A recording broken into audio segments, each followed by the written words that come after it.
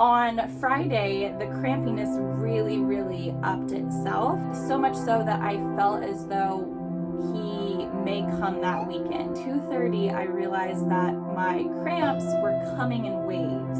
In the morning around 9, that's when I told my midwife I had been having contractions all night. They knew that I was getting discouraged. She told me that I was 6 to 7 centimeters dilated and that my water was still intact. And I was like, I can't control it. My body is pushing. Hello, friends. Welcome back to the channel. A lot has happened since I was last on. We now have a baby. Baby boy is here. So Henri is his name. We decided on the spelling of Henri after I read the book The Nightingale, and there was a character in that book named Henri, and I know that it was based in France, so technically it is pronounced Henri when you do the French spelling that way, but I also found that various other places in Europe will spell Henri and pronounce it Henri, but just spell it with an I instead of a Y. And so my husband and I, we always loved the name Henri. It was kind of on the top of our baby name list, along with one other name that I'm not going to mention because we may use it in the future. So his name is Henri, and Leo is from my dad's side of the family. It's actually my dad's middle name, and it's my brother's middle name, and it is my grandpa's middle name. And so Henri, it means home ruler, and Leo means lion-hearted. So together, he's a little lion-hearted home ruler. So for a few weeks leading up to when I actually went into labor, I was having some signs that that labor was kind of right around the corner. And that was mostly to do with just kind of upset stomach. A lot of other sensations were like the whole lightning crotch situation. There was a lot of that going on. I could just really tell that he was moving lower down and he was kind of getting in position for birth. And so I could tell that leading up to it.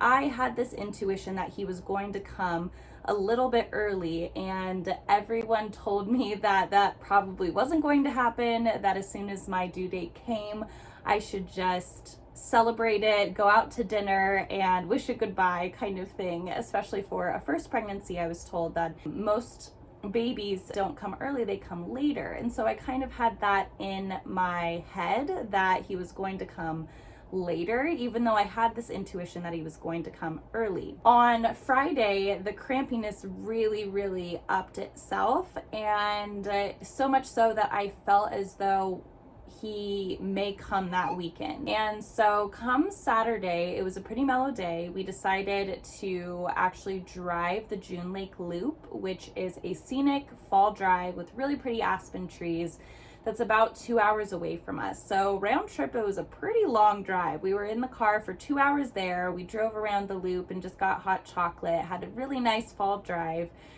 For about an hour we spent around the lake, and then we drove 2 hours back. So it was kind of like a 5-hour road trip situation that we did on Saturday.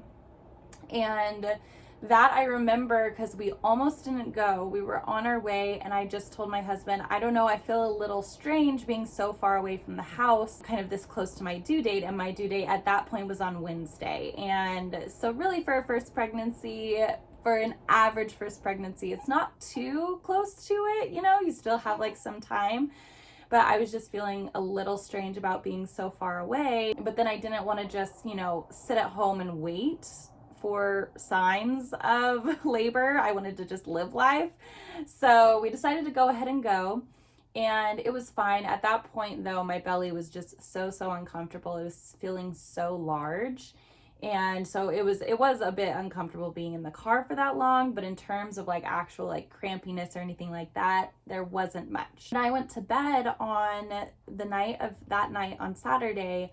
I noticed some bloody show right before I went to bed. So that was around 10 o'clock. That I was like, okay, this is strange. Is baby going to come soon? I tried to put it out of my head because there's so many different signs and you can drive yourself nuts just looking for signs. And so I decided, okay, I'm going to put this out of my head and go to bed.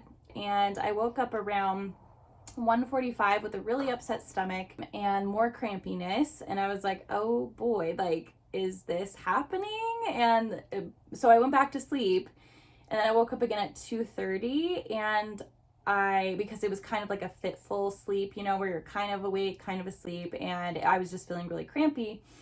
And so 2:30, I realized that my cramps were coming in waves. I remember laying in bed, and I just rubbed my belly, and I remember smiling, which I shouldn't have been smiling if I knew what was really coming. But I remember just smiling, thinking, baby is coming. Like, I know that baby is coming. So technically that was early Sunday morning, because it was 2 a.m. on Sunday. I decided to start timing my contractions, which in hindsight was way too early to start timing them. I should have just tried harder to fall asleep.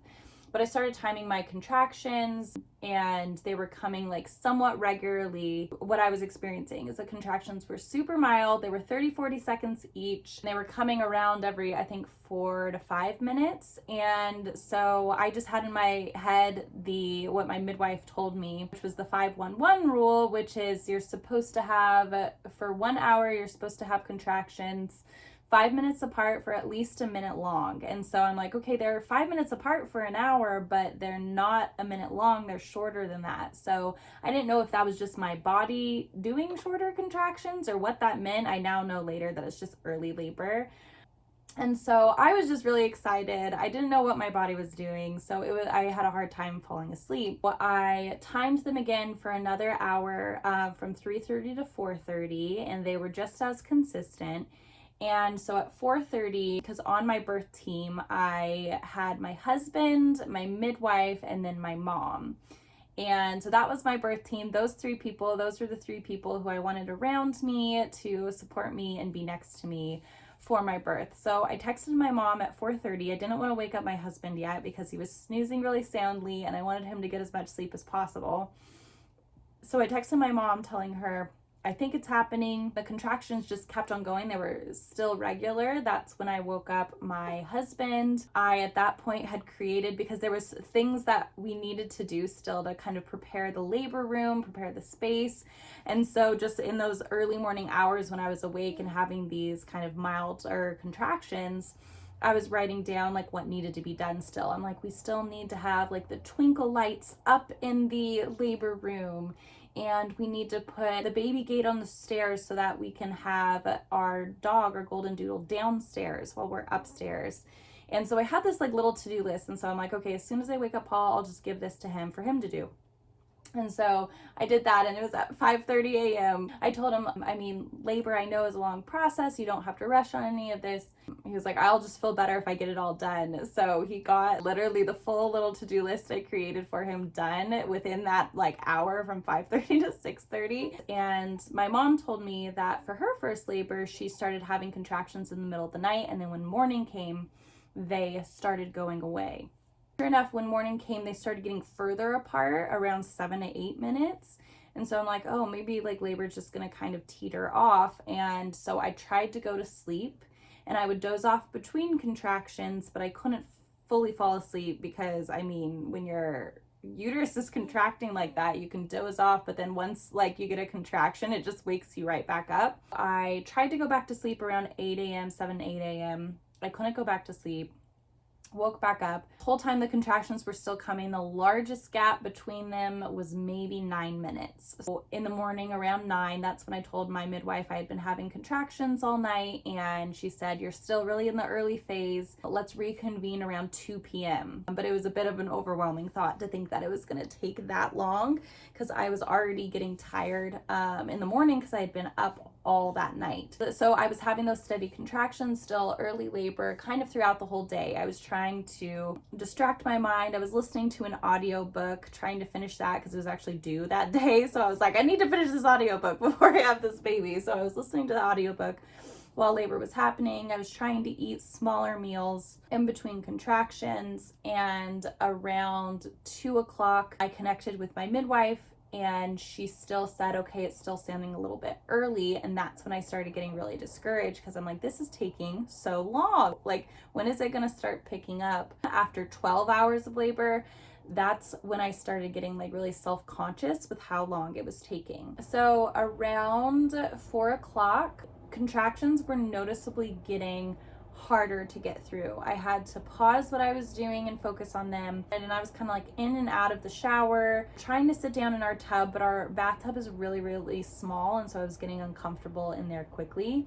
And so I just wanted the birth tub that my midwife had to be in our house so that I could experience those contractions in the hot water from the tub. Because my mom and my midwife were both an hour away, I decided to ask them both to come over because contractions were starting to pick up. They both got to my house around 6 to 7 p.m. at that point, and I was curious just how far I had progressed because it had been, so many hours at that point, like 15, 16 hours. So I had my midwife check me, and I was only dilated to 2 to 3 centimeters, and I was like, what? How can I be in labor for so long and only be dilated to 2 to 3? I had heard stories of people being dilated to like a 2 without even being in labor.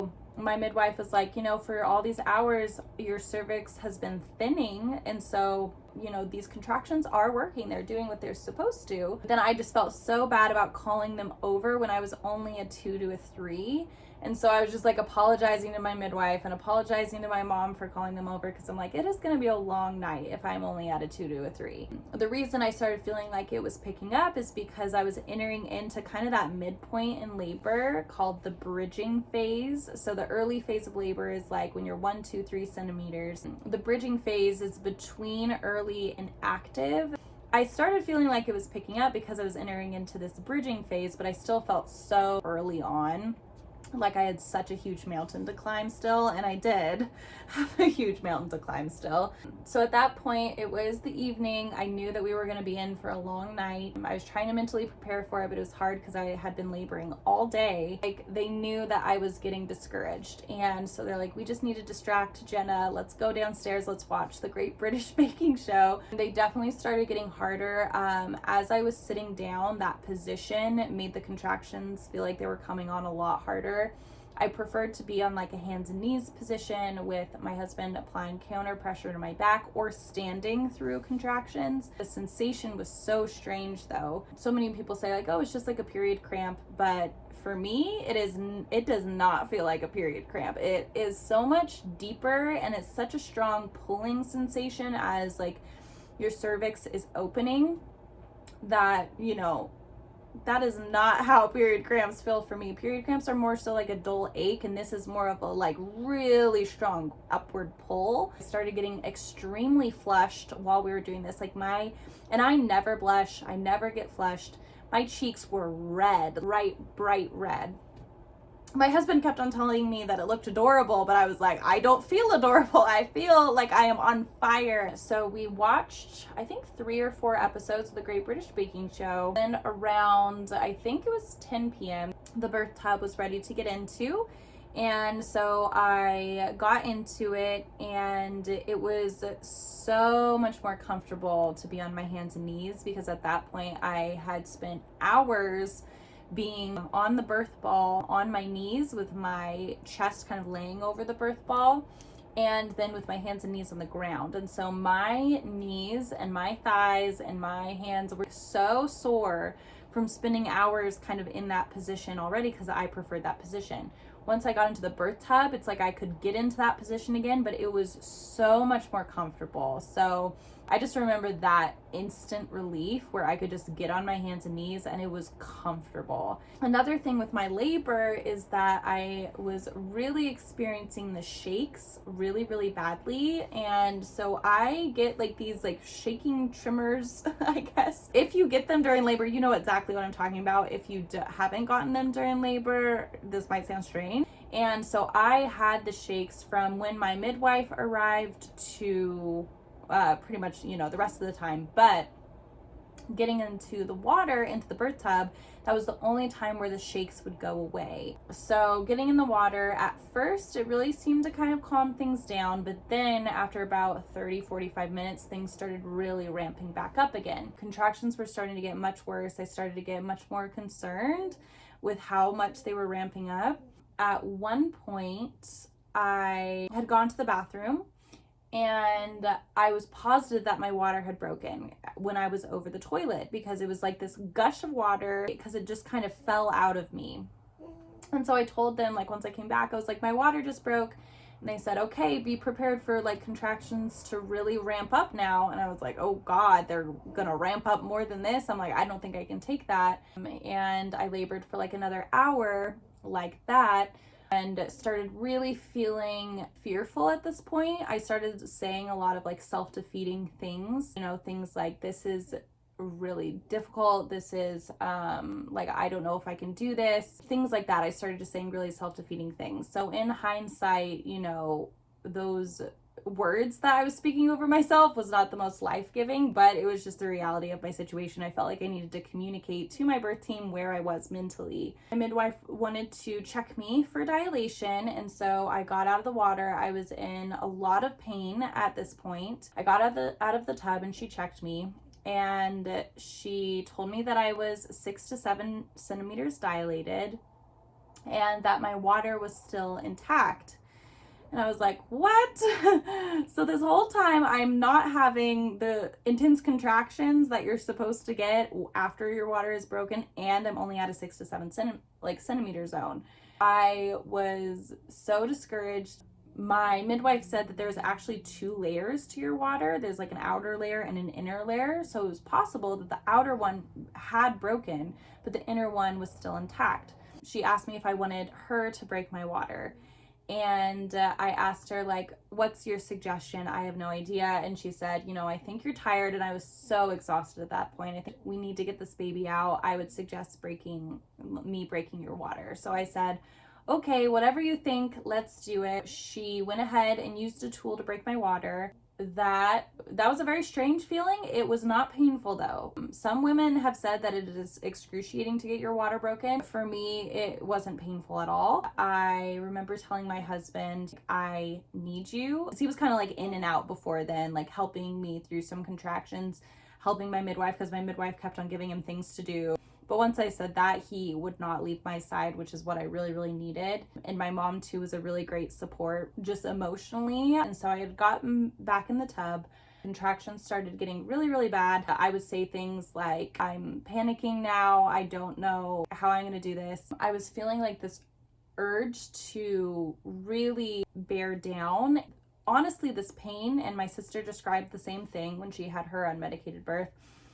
The worst pain really at that stage was the pressure, which felt like it was pressure where my booty was in my butt. It was all of this pressure in my butt when I would have contractions. And so it wasn't even really the belly pain that was the worst part. That would have been not as bad if it wasn't for this pressure. And I know that it's perineal pressure. It's pressure as your baby's head is putting pressure on your perineum, but it doesn't feel like it's a separate area. It feels like your booty is literally breaking and it's gonna fall out of you. And there would just be these feelings like my body was trying to push. So I told my midwife that, and she was like, try to relax through them. You're not quite there. It was just before 4 a.m. I had gotten up to use the bathroom because I really felt like I had to poop, which they say it means you're at the very, very end, but I didn't register that in the moment. I was just like, I really feel like I have to go. And my midwife knew. She was like, Jenna, do you have to poop or is it baby? So they moved me over to my bed so that my midwife could check me again. And she said I was 9 centimeters dilated, but what she said is that there was a bit of cervix on my right side that was not disappearing, and that needed to disappear before I could start pushing. And I was like, well, my body is already pushing, so I don't know what to tell you. I don't know how to stop it. That was the hardest part, hardest stage for sure, is when I was on my bed. She wanted me to get over into a side lying position, and side lying, it was the most uncomfortable position for me because I felt like I needed some kind of pressure, like someone putting pressure on my back. I needed my feet firm on the floor. I just needed some kind of counter pressure situation happening. Side lying, there was no counter pressure available. And the most painful part was when I was 9 centimeters dilated, and my midwife said that during a contraction, she was going to try to help push that rest of the cervix away. And so she did that during a contraction. And yeah, that was not a fun time. I definitely, screeched in pain. Yeah, they told me to, when I was side lying in that position, to just relax, try to not push so that that bit of cervix can get out of the way. And I was like, I can't control it. my body is pushing. And I tried. I really tried. but I don't think, I mean, maybe there was one contraction where I could kind of minimize it, but it was like between contractions, there was this tension already. At this point, there was no rest between contractions. There was like this tension. One contraction in particular that was extremely intense, and I felt baby enter the birth canal. We just started pushing at that point. And my midwife said, all right, baby's there. Baby's head is really low. We're just gonna let you push even though the cervix is right there. Do you want to get back in the water? And I was like, I'm here on the bed. I'm not moving until baby comes out. And so the one thing I did not want to do, which was to be on my bed on my back pushing my baby out, is the position I ended up delivering in, which is kind of ironic, but my midwife was saying as well, first babies are really hard. Sometimes that position is just the one that works best. So, you know, just allow your body to do what works best. So I got into that position. My mom was on my right side. My husband was leaning down on my left side when I was getting contractions, which at this point were like tumbling on top of each other during the pushing phase. The pain had kind of shifted and changed from this pulling sensation to then this stretching sensation. And I could really actively feel with every push, I could feel him moving and feel him moving more. So that part was really cool, as I could feel him moving with my body moving. So it was really cool to work with my body in that sense. I was a very vocal laborer. And at the pushing stage, I was very, very vocal. That's just what I felt like I needed to do in order to get baby out. But pushing went very quickly, but it was really helpful because my midwife would put her finger right where baby's head was, and she said, focus all of your energy right here. And that for me was so helpful because I knew exactly where to push baby out. And so each contraction, baby would move. He would move down and down and down, and their encouragements were like, he's almost here, he's almost here. And so at that point I was like, okay, the light is at the end of the tunnel. He is almost here.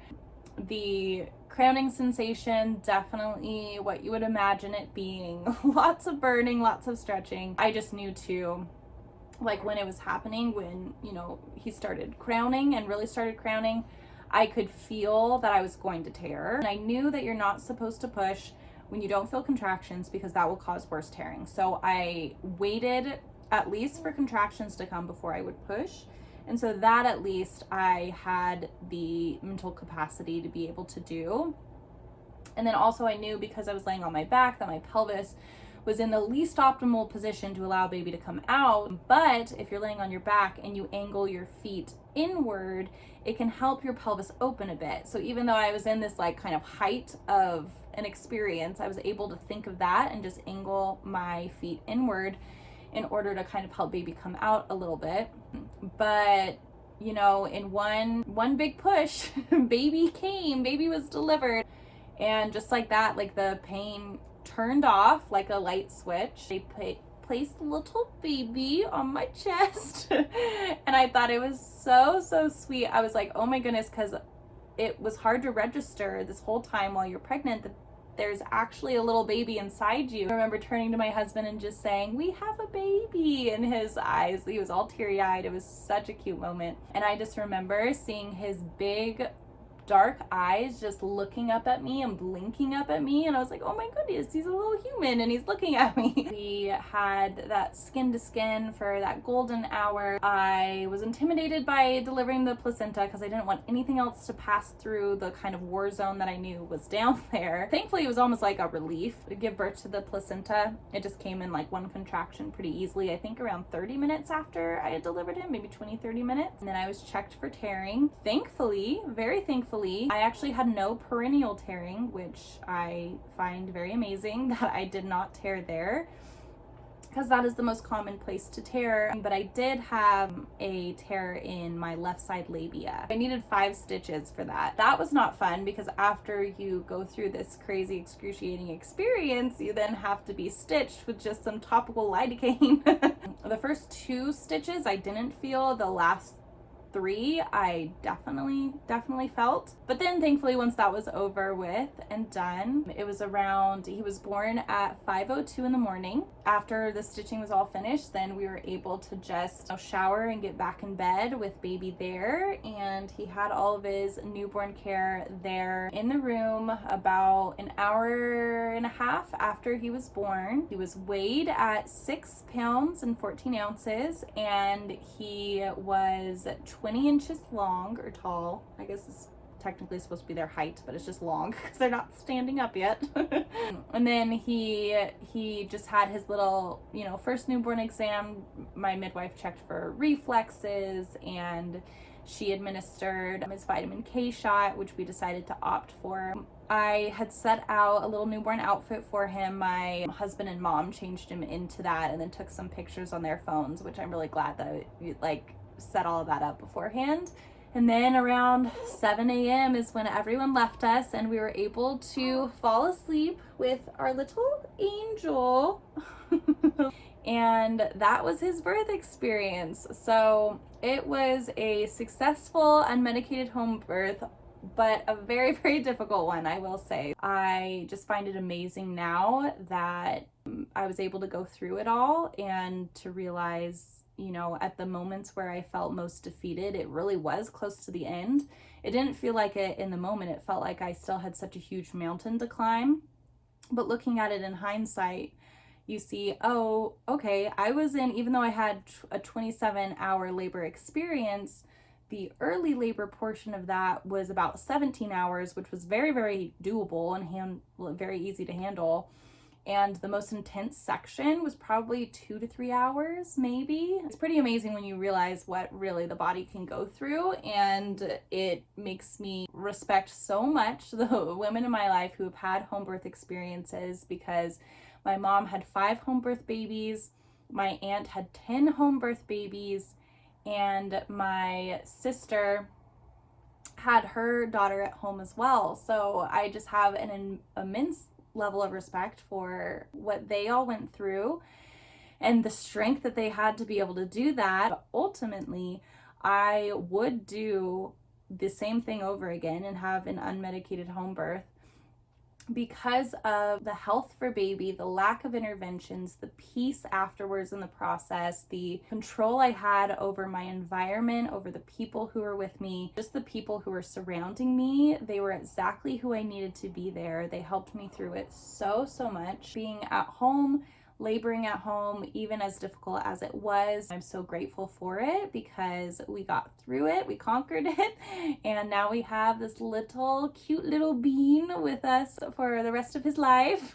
So it was definitely worth it, although it was extremely hard. That is my birth experience with little Henri Leo. We are so grateful to have him. It has been a very exhausting last couple weeks. He is now 2.5 weeks old, and we are so thrilled and excited just to have him in our lives. I hope you enjoyed this story. Please do share in the comments below your own birth experiences.